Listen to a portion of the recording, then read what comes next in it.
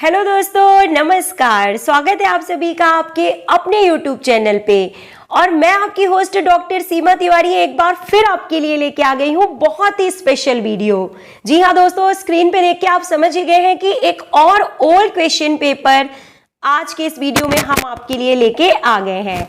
और ये special video है एक स्पेशल ओल्ड क्वेश्चन पेपर पे, यानी कि Delhi university MPEd entrance exam question paper, DU MPEd department of physical education and sports science का 2020 का क्वेश्चन पेपर आज के इस वीडियो में हमने आपके लिए शामिल किया है दोस्तों। तो जो भी हमारे साथी आगामी किसी भी प्रतियोगी परीक्षा की तैयारी कर रहे हैं वो इस वीडियो को पूरा देखें। क्वेश्चंस इंग्लिश में है लेकिन बहुत ही आसान तरीके से पूछे गए हैं। साथ ही साथ मैं आपको पूरा इसे हिंदी में समझाती चलूंगी, तो बहुत ही ज्यादा हेल्पफुल होने वाला है ये वीडियो आप सभी के लिए दोस्तों। क्योंकि बता दें कि हर टीजीटी एग्जाम में जितने भी आपके यूपी टीजीटी, DSSB या फिर किसी भी स्टेट का टीजीटी एग्जाम अगर आप देने जाते हैं तो बीपीएड और एमपीएड एंट्रेंस एग्जाम के क्वेश्चन पेपर से कुछ क्वेश्चंस एज इट इज जरूर पूछे जाते हैं। तो बिल्कुल भी वीडियो को स्किप मत कीजिएगा, सारे क्वेश्चंस बहुत इंपॉर्टेंट हैं। एज इट इज इस क्वेश्चन पेपर से आपको कम से कम 10 to 15 क्वेश्चंस देखने के लिए आगामी सभी प्रतियोगी परीक्षाओं में जरूर मिलेंगे दोस्तों। तो शुरू करते हैं क्वेश्चन नंबर 1 के साथ। Which one of the followings are male sex hormones, यानी कि निम्न में से मेल सेक्स हॉर्मोन्स कौन से हैं बताइए, या मेल सेक्स हॉर्मोन्स को किस नाम से जाना जाता है दोस्तों। और क्या है correct answer? Androgens. Option number 3 is correct here, androgens. और फीमेल सेक्स हॉर्मोन्स को किस नाम से जाना जाता है? तो एस्ट्रोजेन नाम से जाना जाता है। Next question, islets of Langerhans are found in, यानी कि जो आईलेट ऑफ लैंगरहैंस होते हैं वो कहां पर पाए जाते हैं, किस में पाए जाते हैं? तो सभी को पता है कि पैंक्रियाज। और ऑप्शन नंबर 4 यहां पे सही है कि एंडोक्राइन पैंक्रियाज में आईलेट ऑफ लैंगरहैंस पाए जाते हैं। और आईलेट ऑफ लैंगरहैंस की बीटा सेल से इंसुलिन हार्मोन का सिक्रीशन होता है। ये मोस्ट कॉमन क्वेश्चन है, सभी एग्जाम में पूछा जाता है। Next, pituitary gland known as the master endocrine gland is under the control of what, यानी कि पिट्यूटरी ग्लैंड जैसे मास्टर ग्लैंड के रूप में जाना जाता है, वो जो है किसके कंट्रोल में होती है, यानी उससे सिक्रीट होने वाले हार्मोन का कंट्रोल कौन करता है? तो ये इसका कंट्रोल होता है हाइपोथैलेमस के द्वारा। Hypothalamus is correct answer. Pituitary gland is under the control of hypothalamus. Next, in human adult female oxytocin, देखिए एक बार फिर एंडोक्राइन सिस्टम से लगातार क्वेश्चंस आपको देखने के लिए मिल रहे हैं। पूछा जा रहा है कि फीमेल ऑक्सीटोसिन जो होता है, हार्मोन होता है, इसका क्या फंक्शन होता है दोस्तों। तो बताइए क्या होता है इसका मेन फंक्शन? ऑक्सीटोसिन हार्मोन का causes strong uterine contraction during parturition. इसका मतलब होता है कि जब पार्ट्यूरेशन होता है, यानी कि जो आफ्टर 9 मंथ कंप्लीशन, जब बेबी जो यूटेरस में जो डेवलप हो रहा हुआ एम्ब्रियो होता है, यानी डेवलपिंग एम्ब्रियो होता है, जिसे फीटस के रूप में जाना जाता है दोस्तों। तो वो फीटस का जब डेवलपमेंट पूरा हो जाता है तो उसके बर्थ की, यानी कि डेवलपिंग फीटस के डेवलपमेंट के बाद जो उसके बर्थ लेने की प्रोसेस होती है तो उसे कहा जाता है पार्ट्यूरेशन। तो पार्ट्यूरेशन में हेल्प करता है ऑक्सीटोसिन हार्मोन। और पार्ट्यूरेशन के टाइम पे देखिए क्या होता है कि जो यूटेरस होता है उनमें कॉन्ट्रैक्शन एंड रिलैक्सेशन जो होता है तो वो इसी हार्मोन्स के थ्रू जो है मॉनिटर किया जाता है। यानी ऑक्सीटोसिन को बर्थ हार्मोन के रूप में भी जाना जाता है। ये क्वेश्चन भी आपको याद रखना है कि ऑक्सीटोसिन को इसी कारण से बर्थ हार्मोन के रूप में जाना जाता है, क्योंकि ये बेबी के बर्थ के टाइम पे फीमेल्स में यूटेराइन कॉन्ट्रैक्शन में हेल्प करता है। Next question, the first branch of human aorta is, यानी कि जो ह्यूमन एओर्टा होती है, एओर्टा यानी सबसे बड़ी महाधमनी, सबसे बड़ी धमनी या महाधमनी जिसे कहते हैं, तो उसकी फर्स्ट ब्रांच कौन सी होती है? ह्यूमन एओर्टा की फर्स्ट ब्रांच कौन सी है निम्न में से? तो कौन सी है? देखिए, कोरोनरी आर्टरी। ऑप्शन नंबर 3 यहाँ पे सही है। कोरोनरी आर्टरी जो कि हार्ट को जो है ऑक्सीजन की सप्लाई करती है, हार्ट को जो है हार्ट तक ऑक्सीजन लेके जाती है, तो उसे कोरोनरी आर्टरी कहते हैं और ये ह्यूमन एओर्टा की सबसे पहली ब्रांच के रूप में जानी जाती है। Next, least blood pressure is present in, यानी कि सबसे कम ब्लड प्रेशर निम्न में से किस में पाया जाता है? तो किस में पाया जाता है दोस्तों? देखिए, वेना कावा में, यानी कि वेन्स में। जो वेना कावा होती है या वेन्स होती है, या कह दीजिए कि जो सबसे छोटी वेन होती है, वेना कावा की बात हो रही है, तो उसमें जो है सबसे कम ब्लड प्रेशर होता है। और सबसे ज्यादा ब्लड प्रेशर किस में होता है? तो ज्यादा ब्लड प्रेशर होता है आर्टरीज में और कम ब्लड प्रेशर होता है वेन्स में। Next question, a person has blood group A. कोई एक पर्सन है जिसका ब्लड ग्रुप ए है, तो इसका क्या मतलब होगा आपको बताना है। तो देखिए, काफी कॉन्सेप्ट बेस्ड क्वेश्चन पूछे जाते हैं दोस्तों। जब भी आप कोई भी कोर्स करने जाते हैं, बीपीएड या एमपीएड, तो आपका जो नॉलेज है वो चेक किया जाता है कि आपने थ्योरी तो पढ़ा है, लेकिन उसको आप किस तरह से आंसर करते हैं, कितने आपके कॉन्सेप्ट क्लियर है। अब देखिए, यहाँ पे पूछा गया है कि किसी पर्सन का ब्लड ग्रुप ए है, तो इसका क्या मतलब होगा? इसका सीधा सीधा मतलब ये है कि उस पर्सन के ब्लड में जो आरबीसीएस है उनमें एंटीजन ए प्रेजेंट होगा। What is correct answer? A antigen in RBC, यानी उस पर्टिकुलर पर्सन की आरबीसीएस में ए एंटीजन होगा। अगर बी एंटीजन होगा आरबीसीएस में तो बी ब्लड ग्रुप होगा। अगर कोई भी एंटीजन नहीं होता तो उस इंडिविजुअल का ब्लड ग्रुप ओ होता है दोस्तों। तो आई होप कि this concept is clear to you all. Move करते हैं नेक्स्ट क्वेश्चन की ओर। Thickest layer in the heart. Heart की सबसे मोटी परत कौन सी होती है? बताइए, हृदय की सबसे मोटी परत को किस रूप में जाना जाता है? तो बताइए क्या है correct answer? Option number 2, myocardium. Heart की जो सबसे मोटी परत होती है, या जो मेन परत होती है, लेयर होती है, उसे मायोकार्डियम के रूप में जानते हैं। ओके, सबसे बाहरी परत को देखिए एपिकार्डियम के रूप में जाना जाता है। सबसे अंदरूनी परत को एंडोकार्डियम के रूप में जाना जाता है, और जो मेन थिकेस्ट लेयर होती है उसे मायोकार्डियम के रूप में जाना जाता है। Next question, what is the function of blood platelets? तो 3 तरह की ब्लड सेल्स पाई जाती हैं ब्लड में, red blood cells, white blood cells and blood platelets. तो बताइए कि क्या फंक्शन होता है ब्लड प्लेटलेट्स का? सही आंसर सभी ने गैस ही कर लिया है। They help in coagulation of blood, यानी कि ब्लड के थक्का जमने में या कोआगुलेशन में हेल्प करती हैं ब्लड प्लेटलेट्स, ताकि जब भी इंजरी होती है तो ब्लड का कोआगुलेशन हो जाता है और इंजरी के बाद जो ब्लीडिंग होती है वो रुक जाती है। अगर हमारे शरीर में ब्लड में ब्लड प्लेटलेट्स ना हो तो क्या होगा? लगातार ब्लीडिंग होती रहेगी और लगातार ब्लीडिंग से डेथ भी हो सकती है। तो बहुत ही इंपॉर्टेंट फंक्शन प्ले करती हैं blood platelets. Next question, blood grouping is important for. तो ब्लड ग्रुपिंग क्यों इंपॉर्टेंट होती है? And the correct answer, blood transfusion. Option number 2 is correct here. Blood grouping is important for blood transfusion. Next, contraction of diaphragm muscle causes, यानी कि diaphragm muscles जो होती हैं respiratory system में, आपने पढ़ रखा है कि डायफ्राम का जो कॉन्ट्रैक्शन एंड रिलैक्सेशन जो है वो हेल्पफुल होता है गैसियस एक्सचेंज में। तो डायफ्राम की मसल्स में कॉन्ट्रैक्शन से क्या होता है? तो क्या होता है देखिए, इंस्पायरेशन या इंस्पिरेशन, मतलब कि ऑक्सीजन का अंदर आना होता है। जब डायफ्राम की मसल्स कॉन्ट्रैक्ट होती हैं उस टाइम पे जो है ऑक्सीजन हमारे लंग्स में एंटर करती है। नेक्स्ट, और इस प्रोसेस को इंस्पायरेशन के रूप में जाना जाता है। Next, normal tidal volume is. तो नॉर्मल टाइडल वॉल्यूम कितना होता है? 500 ml। Option number A. Next, one of the major cause of non communicable disease is. तो नॉन कम्युनिकेबल डिसीजेस वो डिसीजेस होते हैं जो किसी को छूने से या एयर, वाटर, कंटामिनेटेड फूड से या डायरेक्ट कांटेक्ट से हमें नहीं फैलते हैं। ठीक है, या आप कह सकते हैं जो पैथोजेंस या बैक्टीरिया, वायरस, फंजाई से नहीं होते हैं।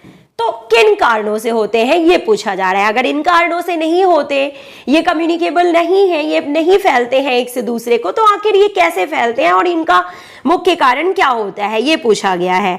तो क्या होगा, दिए गए ऑप्शंस के अकॉर्डिंग करेक्ट आंसर क्या होगा, फिजिकल इनएक्टिविटी, यानी कि जब हम लेजी होते हैं अपने डेली रूटीन में, लाइफस्टाइल में, फिजिकल वर्कआउट नहीं करते हैं, दिन भर बैठे रहते हैं या लगातार बैठने वाली जॉब करते हैं, खड़े रहने वाली जॉब करते हैं, फिजिकल इनएक्टिविटी काफी कम होती है हमारे डेली रूटीन में, तो उससे नॉन कम्युनिकेबल डिसीजेस हो सकते हैं, लाइक हार्मोनल डिसबैलेंस हो सकते हैं। अगर हम प्रॉपर न्यूट्रिशन नहीं लेते हैं तो उससे भी होते हैं non communicable diseases, like vitamin deficiency से कई डिसीजेस हो जाते हैं, या फिर ओबेसिटी से हो जाते हैं, तो ये सब है नॉन कम्युनिकेबल डिसीजेस।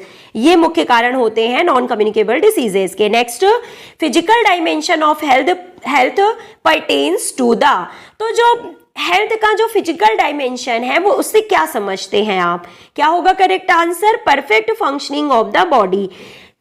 हेल्थ के फिजिकल डायमेंशन यानी शारीरिक आयाम से मतलब है कि हमारी बॉडी के सभी सिस्टम्स प्रॉपर फंक्शनिंग कर रहे हैं, perfect functioning of the body, हमारे बॉडी का, बॉडी सिस्टम्स का प्रॉपर तरीके से काम करना ही फिजिकल डायमेंशन में शामिल होता है हेल्थ के। नेक्स्ट, और देखिए हेल्थ में फिजिकल डायमेंशन के साथ साथ आपको मालूम है हेल्थ का मतलब physical, mental and social wellbeing होता है, तो इसके अलावा मेंटल एंड सोशल वेलबींग को भी शामिल किया जाता है हेल्थ में, ये मत भूलिएगा। The main purpose of health education is to, तो हेल्थ एजुकेशन यानी स्वास्थ्य शिक्षा का मेन पर्पस या मुख्य उद्देश्य क्या है, क्या होता है। Option number 2 is correct here, bring down behaviour included incidence of disease and promotion of health, यानी कि डिसीजेस के बारे में पता लगाना, उनका प्रिवेंशन करना, यानी उनसे बचने की कोशिश करना, हेल्दी रूटीन अपनाना, ठीक है। और अगर किसी वजह से हो भी जाते हैं डिसीजेस हमें, तो उनका उपचार करना, ट्रीटमेंट करना, और इस तरह से फाइनली जो है हेल्थ को प्रमोट करना, यानी हेल्थ को बढ़ावा देना, हेल्दी रूटीन को बढ़ावा देना, अपने चारों ओर हेल्थ के बारे में अवेयरनेस फैलाना, सबको हेल्थ के बारे में बताना, हेल्दी रूटीन फॉलो करने के लिए बोलना, एक्सरसाइज करने के लिए बताना, उसके इंपॉर्टेंस को बताना, ये सारी चीजें शामिल की जाती हैं हेल्थ एजुकेशन में। दोस्तों, हेल्थ एजुकेशन एक बहुत ही अच्छा टॉपिक है।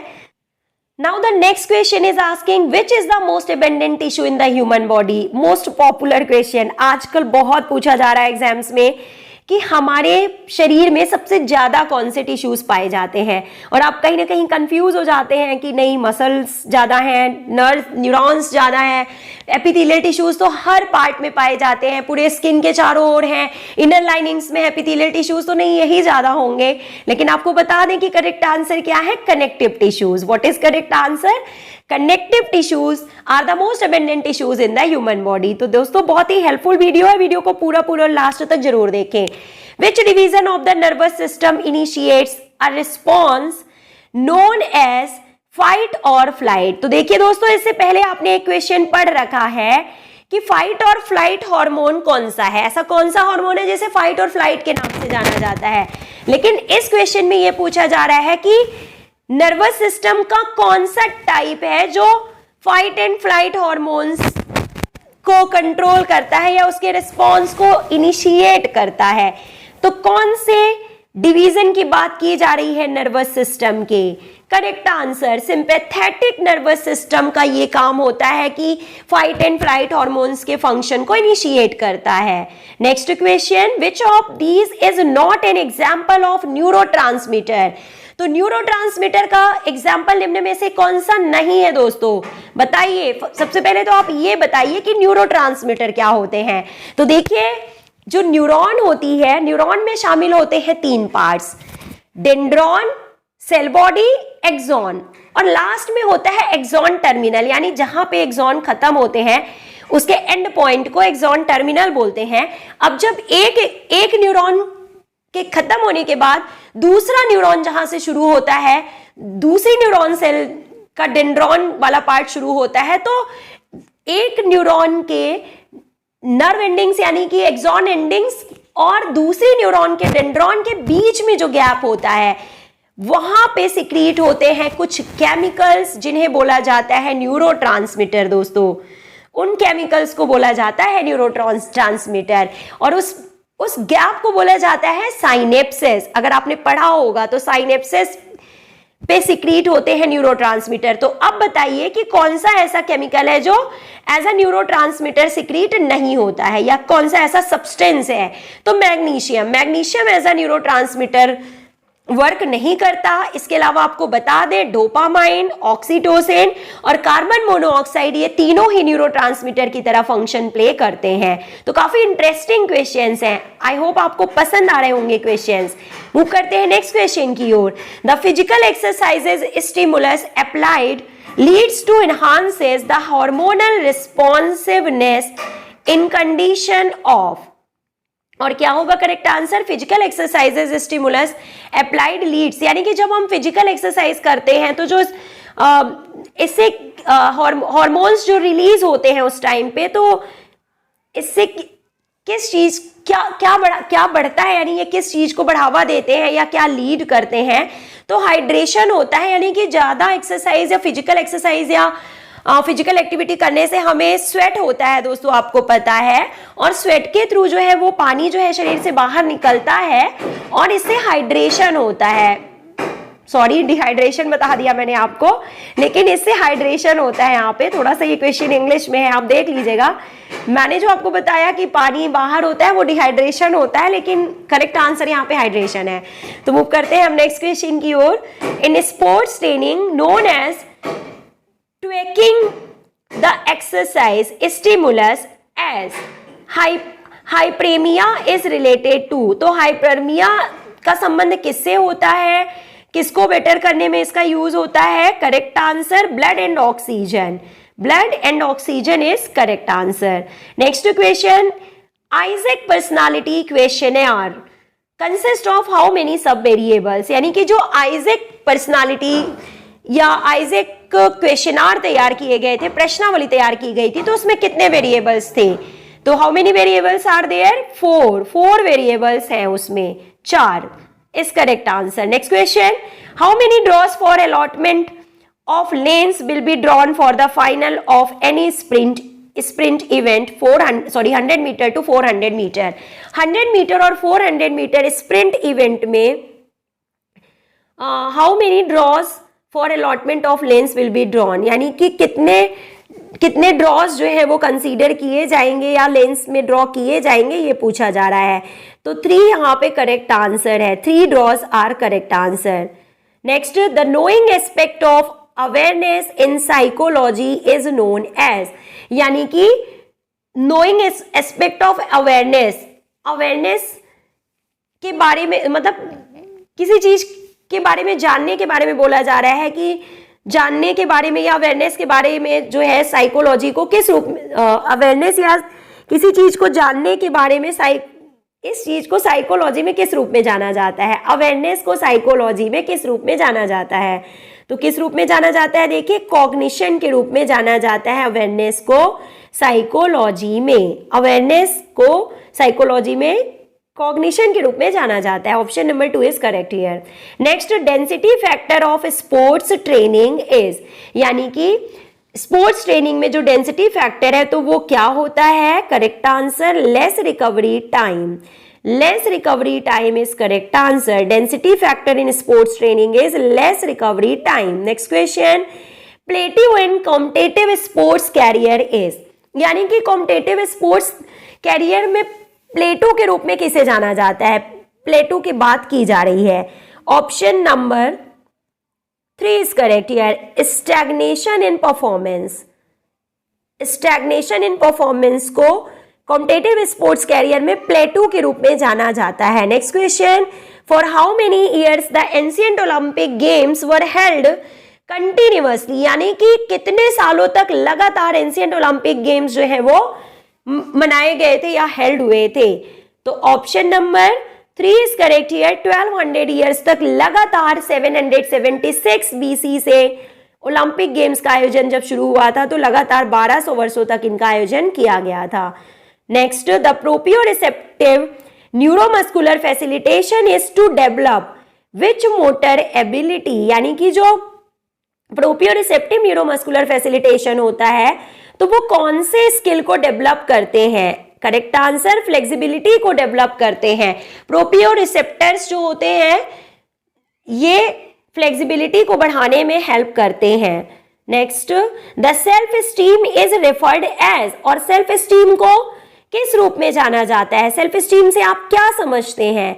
I think I can do, यानी कि आई कैन डू इट, ये होता है सेल्फ स्टीम, यानी कि अपने ऊपर विश्वास रखना, अपनी कैपेबिलिटी को पहचानना, अपनी क्षमता को पहचानना कि हाँ हम ये कर सकते हैं, इसी को कहते हैं self esteem. Next question, the biofeedback is related with, biofeedback का संबंध किस प्रकार के डेवलपमेंट से होता है? Option number 1 is correct here, physiology से इसका संबंध है। Biofeedback is related with physiology, option number 1। Now the last question of the series. दोस्तों 30 क्वेश्चन ही हम आपको इस वीडियो में बताने वाले हैं, बाकी क्वेश्चंस हम आपको नेक्स्ट वीडियो में बताएंगे। तो देखते हैं कि क्या पूछा जा रहा है लास्ट क्वेश्चन में। एंड इट इज आस्किंग कि the optimal angle of release of any object the performance depends upon, यानी कि जब किसी भी ऑब्जेक्ट को हम रिलीज करते हैं तो उसका जो एंगल होता है, the optimal angle of release of any object the performance depend upon, यानी कि जो परफॉर्मेंस होती है वो किस चीज पे डिपेंड करती है, किस फैक्टर पे? तो क्या होगा correct answer? Weight, shape and size of object. Weight, shape and size of object पे डिपेंड करती है performance according to the optimal angle of release of any object. और आज का होमवर्क क्वेश्चन भी हम आपको बता ही देते हैं कि the skin rolling is related with, तो आपको इस अच्छे से प्यारे से क्वेश्चन का आंसर जरूर कमेंट बॉक्स में लिख के बताना है कि स्किन रोलिंग का संबंध किससे है। बिल्कुल क्लियर कट आंसर आपको सभी को पता है, स्किन रोलिंग का संबंध किससे है दोस्तों। तो इस सिंपल से क्वेश्चन का आंसर आप सभी दोस्तों को कमेंट बॉक्स में लिख के बताना है और पूरा आंसर लिखना है that the skin rolling is related with, और फिर करेक्ट आंसर आपको लिखना है। जो भी क्वेश्चन हम होमवर्क में देते हैं उन क्वेश्चंस का आंसर आपको 1 लाइनर फॉर्म में जरूर लिखना है, ताकि आपका एक क्वेश्चन तो तैयार ही हो सके दोस्तों। क्योंकि जब भी हम किसी भी चीज को लिखते हैं, कोई आंसर लिखते हैं, कोई टॉपिक लिख के तैयार करते हैं, तो वो हमारा काफी अच्छे से तैयार हो जाता है। सुनने से भी प्रैक्टिस होती है, मुझे पता है आप डेली वीडियोस हमारे सुनते हैं और तैयारी करते हैं, लेकिन जो भी होमवर्क क्वेश्चन होता है उसका आंसर आपको 1 लाइनर फॉर्म में लिख के जरूर बताना है। तो मिलते हैं बाकी क्वेश्चंस के साथ नेक्स्ट वीडियो में। Till then take care, goodbye, have a nice day.